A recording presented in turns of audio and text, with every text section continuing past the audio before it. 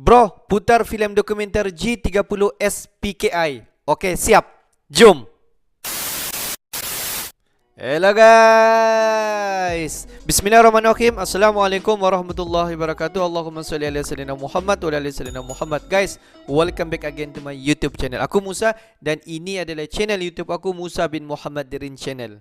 Kepada subscriber, kepada viewer-viewer di luar sana yang baru saja terjumpa Musa Channel, jangan lupa guys untuk memberi sokongan kepada Musa Channel dengan menekan ataupun klik button subscribe, like dan komen di bahagian komentar di bawah.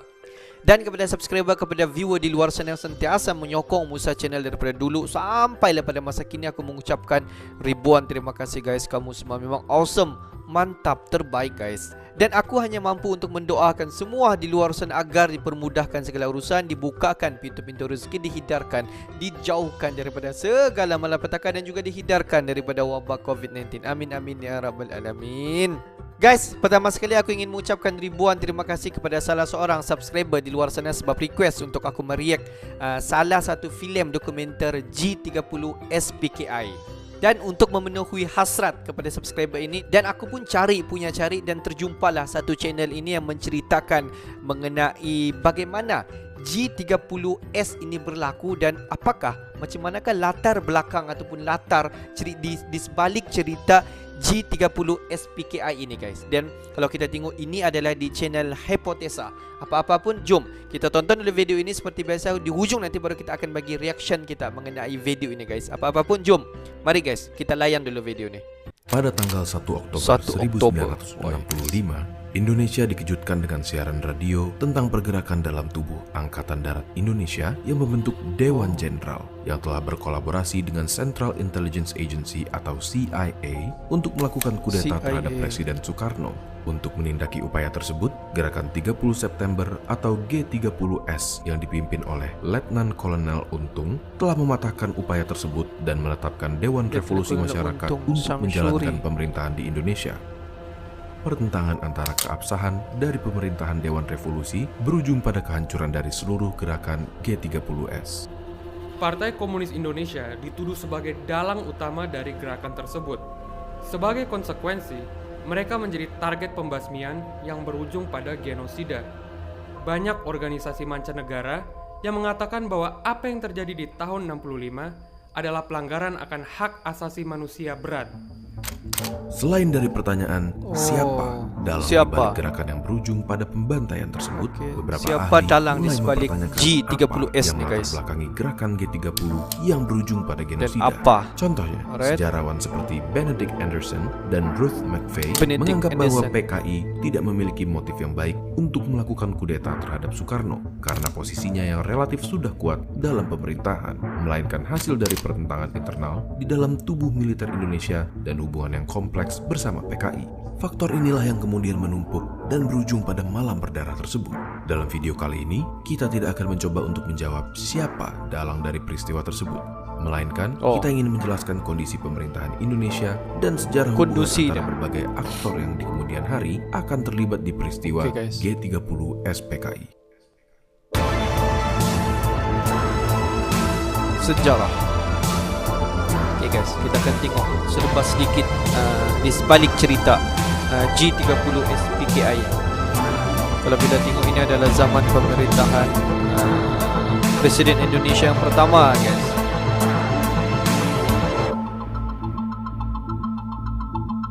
Latar belakang G30S. Jom kita tengok. Ini adalah channel Hipotesa. Sebelum peristiwa G30 SPKI, ada hubungan yang kompleks di antara tiga aktor utama, yakni Angkatan Bersenjata Indonesia, Partai Komunis Indonesia, dan Presiden Soekarno. Soekarno mendeklarasikan kemerdekaan Indonesia pada tahun 1945 dan kemudian secara resmi dilantik menjadi presiden. Setelah itu, Indonesia harus menghadapi berbagai agresi militer dan situasi perang dingin di mana praktik perang proksi menjadi kian semarak. Maka dari itu, Soekarno memerlukan alat negara yang dapat segera digunakan untuk operasi militer yang dapat dimobilisasi dengan cepat. Sebagai orator yang ulung dan pemimpin yang berkarisma, Soekarno mampu menggalang dukungan dari berbagai masyarakat untuk mengambil bagian dalam mempertahankan negara. Hanya saja, militer Indonesia kala waktu itu masih terbagi menjadi beberapa macam. Harold Crouch dalam bukunya Military and Politics in Indonesia menjabarkan 3 macam militer di Indonesia pada kala itu. Di satu sisi adalah mereka yang mendapatkan pendidikan militer profesional dari kaum penjajah seperti Belanda dan Jepang. Dan di sisi lain, dan yang paling banyak jumlahnya, adalah kelompok gerilya yang dibentuk di daerah-daerah, kadang secara informal dan spontan. Kelompok-kelompok gerilyawan ini cenderung menganut karakteristik yang khas dari daerahnya masing-masing dan dapat memiliki aliansi kepada lebih dari satu organisasi atau laskar. Karena keragaman dalam tubuh militer di Indonesia, baik dari keragaman latar belakang dan kurangnya persatuan ideologi yang kuat, konflik antara institusi bahkan di dalam militer sekalipun kerap terjadi selama sejarah Indonesia. Contohnya, pada tanggal 3 Juli 1946, beberapa perwira menculik Sultan Syahrir yang dianggap terlalu mengalah terhadap Belanda. Pada tanggal 15 Februari 1958, peristiwa PRRI Permesta terjadi, di mana militer kembali lagi saling berseteru dan berbagai macam peristiwa lain. Gesekan-gesekan dalam tubuh militer ini tidak menghilangkan pentingnya keberadaan mereka. Mereka terbukti menjadi alat pertahanan yang cukup tangguh dan memiliki hubungan yang erat dengan Soekarno. Hanya saja, pertahanan bukanlah satu-satunya fungsi dari militer Indonesia pada saat itu. Militer juga aktif terlibat dalam politik, baik dalam badan pemerintahan maupun perusahaan milik negara. Prinsip ini dinamakan sebagai jalan tengah, di mana militer tidak akan mengambil alih seluruh politik di Indonesia, tetapi juga tidak akan terlalu apatis. Menurut Harold Crouch, hal ini dimungkinkan karena lemahnya pemerintahan parlementer di Indonesia dan ketidakstabilan politik. Hubungan antara Soekarno dan militer semakin menguat pada periode demokrasi terpimpin. Namun, Soekarno juga mewaspadai untuk tidak terlalu bergantung pada kekuatan militer, karena kedudukan militer yang terlalu kuat dalam politik dapat berujung pada mengurangnya pengaruh dari Soekarno. Soekarno harus memiliki faksi lain yang setia pada dirinya, yang dapat menyeimbangkan pengaruh militer. Dan aktor tersebut adalah Partai Komunis Indonesia. Kemampuan terbesar Partai Komunis Indonesia bukanlah kemampuan berperang, namun kemampuan menggalang dukungan massa, terutama dari pekerja dan petani. Para pemimpin PKI menyadari bahwa doktrin materialisme historis dalam komunisme tidak dapat diterapkan di Indonesia karena masih lemahnya kelas proletariat dan kelas borjuis. Selain itu, PKI tidak memiliki kekuatan senjata yang dapat menandingi militer. Alhasil, PKI lebih memilih jalan damai untuk mengambil kekuasaan dan ideologi yang lebih fleksibel untuk diterapkan di kondisi sosial Indonesia. Dengan memiliki hubungan dengan Soekarno dan menyuarakan narasi nasionalisme, PKI mendapatkan legitimasi yang semakin meningkatkan statusnya di masyarakat. Hal ini bukan berarti PKI tidak mengalami konflik.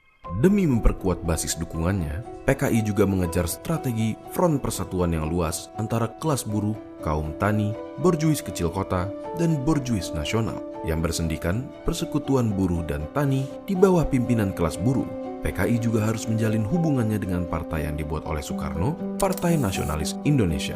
Hanya saja PNI memiliki basis mendukung yang berwatak konservatif dengan kebudayaan Jawa yang kuat. Terlebih dari itu, PKI dan militer juga pernah terlibat dalam konflik di masa lalu. Dan perbedaan ideologi di antara mereka semakin meninggikan persaingan ini. Inilah kondisi politik di Indonesia pada saat itu. Soekarno memiliki 2 pilar yang tidak dapat dipisahkan. Di satu sisi, militer sebagai alat pertahanan dan aktor dalam politik dan ekonomi di Indonesia. Dan di sisi lain, ada PKI yang memiliki basis organisasi dan dukungan massa yang mampu memperkuat posisi Soekarno. Soekarno, sebagai pemimpin bangsa, harus menyeimbangkan kedua pilar tersebut. Apabila satu mulai lebih kuat dari yang seharusnya, mereka dapat perlahan-lahan mengambil kekuasaan dari Soekarno, bahkan melenyapkan pilar yang lain sepenuhnya. Ada 2 contoh peristiwa yang hampir saja mengganggu keseimbangan ini. Pada peristiwa Trikora, mobilisasi militer sangat diperlukan untuk operasi perebutan Papua. Alhasil, kedudukan militer meningkat pesat, terlebih dengan dibentuknya Komando Tertinggi atau KOTI yang diketuai oleh Soekarno dan Jenderal Nasution sebagai wakil panglima. Untuk menyeimbangkan kekuatan militer, Soekarno menunjuk Ahmad Yani sebagai Kepala Staf Angkatan Darat karena Ahmad Yani dinilai lebih setia terhadap dirinya. Selain itu, dia mulai menghilangkan hukum darurat militer seperti pada saat kejadian Trikora. Hal ini mulai berubah pada saat kejadian Dwi Kora. Kali ini, posisi PKI lebih melesat dengan narasi anti-imperialisme barat dan menggerakkan massa untuk menasionalisasikan perusahaan-perusahaan asing. Meskipun demikian, PKI masih memiliki posisi yang tidak sekuat militer dalam hal persenjataan dan masih sangat bergantung dari perlindungan Soekarno. Ketika kesehatan Soekarno semakin jatuh, PKI semakin khawatir bahwa tanpa Soekarno, militer Indonesia dapat mengambil alih pemerintahan. Dalam rangka mengantisipasi hal tersebut, PKI membentuk Biro Khusus yang diketuai oleh Syam untuk mengoleksi informasi mengenai gerak-gerik militer yang berhubungan dengan PKI dan menarik simpati tentara Indonesia pada teori Marxisme dan komunisme. Selain itu, PKI juga menyarankan membentuk Angkatan Kelima yang akan terdiri dari pasukan pekerja dan petani yang dipersenjatai untuk membantu operasi militer. Proposal ini bahkan mendapat dukungan dari Republik Rakyat Tiongkok yang menjanjikan 100.000 keping senjata ringan untuk mempersenjatai Angkatan Kelima, namun ditentang oleh militer. Alih-alih memperkuat kedudukan PKI, hal ini justru mempertajam persaingan antara keduanya. Ketegangan ini semakin meningkat ketika terdengar kabar dari Biro Khusus bahwa terdapat sebuah Dewan Jenderal yang berupaya untuk melakukan kudeta pada tanggal 5 Oktober 1965. Meskipun keberadaan Dewan Jenderal tersebut masih dipertanyakan, hal inilah yang memicu G30 SPKI. Ada beberapa versi akan kejadian ini.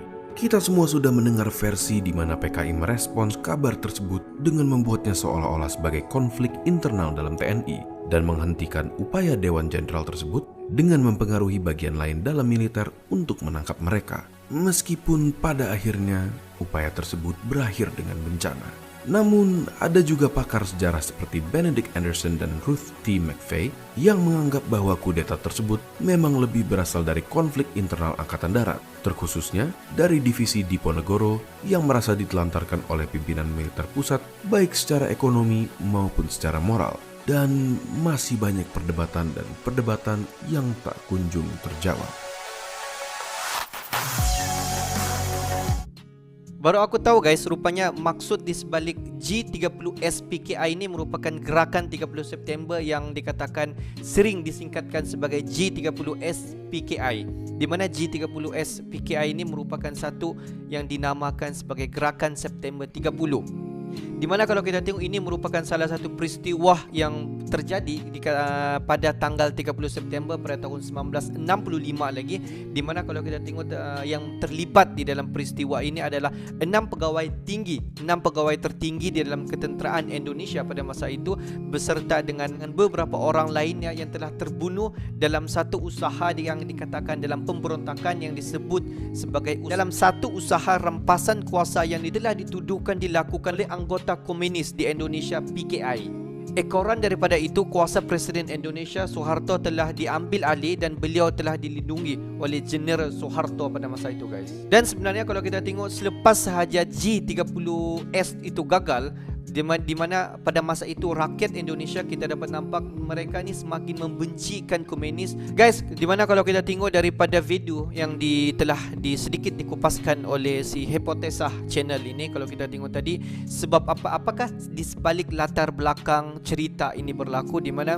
bagaimana G30S ini berlaku, kita dapat nampak bahawa ada dua faktor kenapa benda ini berlaku. Ada salah satu dia adalah ketidakstabilan politik pada masa itu, dan yang kedua adalah perbezaan ideologi, di mana pada masa itu antara parti-parti yang terlibat di Indonesia adalah parti daripada Soeharto dan parti Angkatan Tentera dan juga PKI. Di mana kalau kita tengok ketiga-tiga ini mereka mempunyai ideologi tetapi mereka saling bergantungan antara satu sama lain untuk mengangkat antara salah satu parti ini untuk menerjui Indonesia pada masa itu guys.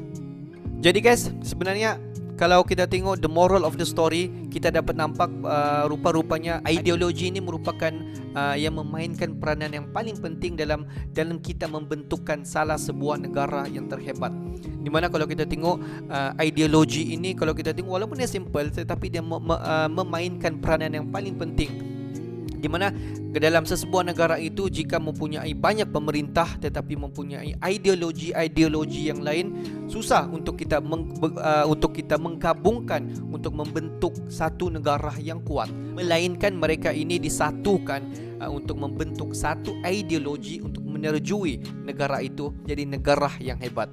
Dan kalau kita tengok implikasi daripada G30S ini daripada tahun ke setahun di Indonesia sampailah pada masa kini, pada masa pemerintahan Jokowi, kita dapat nampak walaupun kalau kita tengok di Indonesia mempunyai fahaman yang berbeza, tetapi pada masa kini kita dapat nampak ideologi yang digunakan adalah boleh dikatakan ideologi serumpun, guys. Pasal itulah kalau kita tengok Indonesia merupakan negara di antara negara yang hebat sebab mereka mempunyai ideologi yang sama untuk membentuk negara Indonesia ini di landasan negara-negara yang hebat, guys. Dan kalau kita tengok di Indonesia ini, mereka belajar daripada sejarah-sejarah yang lepas, bagaimana pada masa itu Indonesia ini dijajah dan bagaimana peristiwa G30S ini berlaku. Mereka mengambil iktibar dan memperbaiki dia dan menjadikan daripada perbezaan daripada ideologi itu, dan pada masa kini mereka ketepikan perbezaan ideologi di mana mereka cantumkan, mereka himpunkan, walaupun banyak sekali pandangan ideologi yang berbeza, tetapi mereka himpunkan, mereka rangkumkan, membuat kesimpulan dan menjadikan ideologi setiap kepala itu menjadi satu ideologi yang sama, kebersamaan. Mantap, guys.